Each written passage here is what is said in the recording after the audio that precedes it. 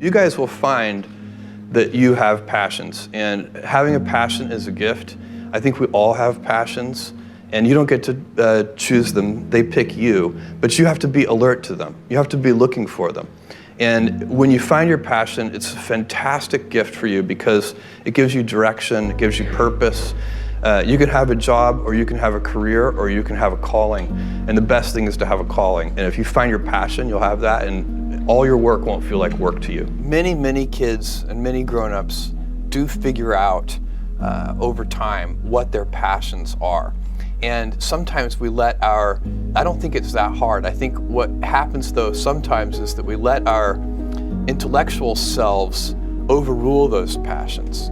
And so that's what needs to be guarded against. My job, one of my jobs as the leader of Amazon, is to encourage people to be bold. And people love to focus on things that aren't yet working. And that's good, it's human nature. That kind of divine discontent can be very helpful. But it's incredibly hard to get people to take bold bets. And you need to encourage that. And if you're gonna take bold bets, they're going to be experiments, and if they're experiments, you don't know ahead of time whether they're going to work. Experiments are by their very nature prone to failure, but a few big successes compensate for dozens and dozens of things that didn't work. So bold bets, AWS, Kindle, Amazon Prime, our third-party seller business, all of those things are examples of bold bets that did work, and they pay for a lot of experiments. I've made billions of dollars of failures at Amazon.com, literally billions of dollars of failures.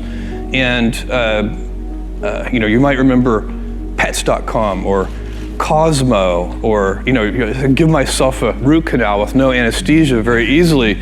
None of those things are fun, but they don't matter. What really matters is companies that don't continue to experiment, companies that don't embrace failure, they eventually get in a desperate position where the only thing they can do is make a kind of Hail Mary bet at the very end of their corporate existence. Whereas companies that are, making bets all along, even, big bets, but not bet the company bets. I don't believe in bet the company bets. That's when you're desperate. That's the last thing you can do. It's not. You could be out of work and have terrible work-life balance. Even though you've got all the time in the world, right. You could just feel like, oh my God, I'm miserable, and you would be draining energy. And so you have to find that harmony. It's a much better word. And I think for most people, it's about meaning. People want to know that they're doing something interesting and useful. And for us, because of the challenges that we have chosen for ourselves, we get to work in the future, and it's super fun to work in the future for the right kind of person. You need to be nimble and robust. So you need to be able to take a punch, and you also need to be quick and innovative and doing new things at a high speed. That's the best defense against the future. And you have to always be leaning into the future. If you're leaning away from the future is going to win every time. Never, ever, ever lean away from the future. We all have adversity in our lives. I doubt if you really, if you know somebody, any friend or anybody that you talk to, there's no lack of adversity, and by the way, that's good, because it's what teaches us how to get back up. You fall down, you get back up. It always happens. And you get certain gifts in life, and you want to take advantage of those. But I guess my advice on adversity and success would be to be proud not of your gifts, but of your hard work and your choices.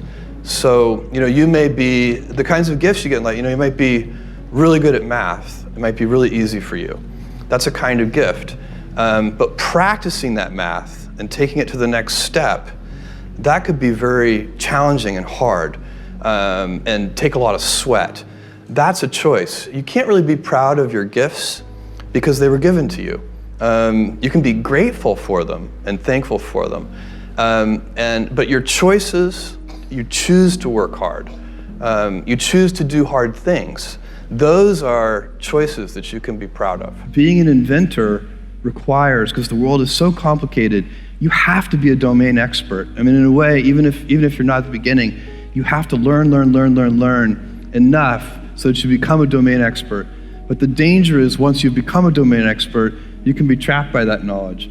And so inventors have this paradoxical ability to have that 10,000 hours of practice and be a real domain expert and have that beginner's mind.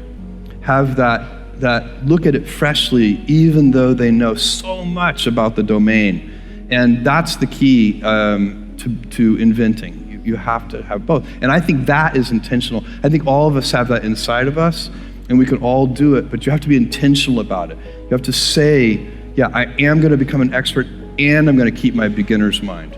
You can't skip steps. You have to put one foot in front of the other. Things take time. There are no shortcuts, and but you want to do those steps with passion and ferocity. It's easy to have ideas. It's very hard to turn an idea into a successful product. There are a lot of steps in between, and it takes persistence, relentlessness. So I always tell people who think they want to be entrepreneurs, you need a combination of stubborn relentlessness and flexibility.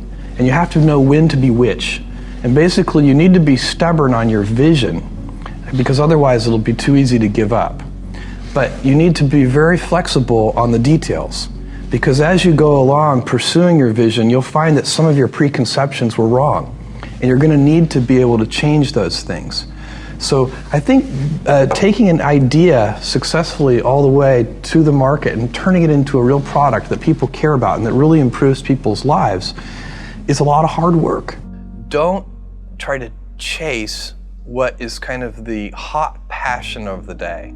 I think we actually saw this, I think you see it all over the place in many different contexts, but I think we saw it in the internet world quite a bit, where at the sort of peak of the sort of internet mania in say 1999, you found people who were very passionate about something. They kind of left that job and decided, I'm going to do something in the internet, because it's it was almost like the 1849 gold rush in a way. I mean, you find that people, if you go back and study the history of the 1849 gold rush, you find that at that time everybody who was within shouting distance of California was they might have been a doctor, but they quit being a doctor and they started panning for gold, and that almost never works.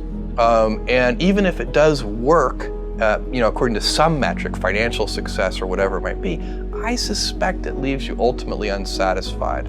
So you really need to be very clear with yourself.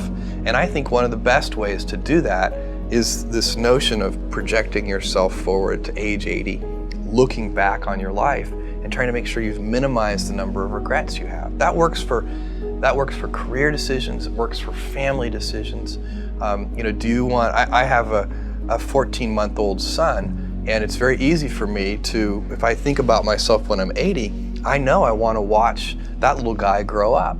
And so I don't want to be 80 and think, shoot, I missed that whole thing, and I don't have the kind of relationship with my son that I wished I had, and so on and so on. So if you think about that, so I guess another thing that I would recommend to people is that they always take a long-term point of view. And I think this is something about which there's a lot of controversy. There's a lot of people, and I'm just not one of them, believe that you should live for the now. I think what you do is you think about the great expanse of time ahead of you and try to make sure that you're planning for that in a way that's going to leave you ultimately satisfied.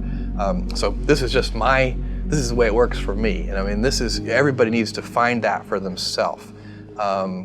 So I think there are a lot of paths to satisfaction, and you need to find one that works for you.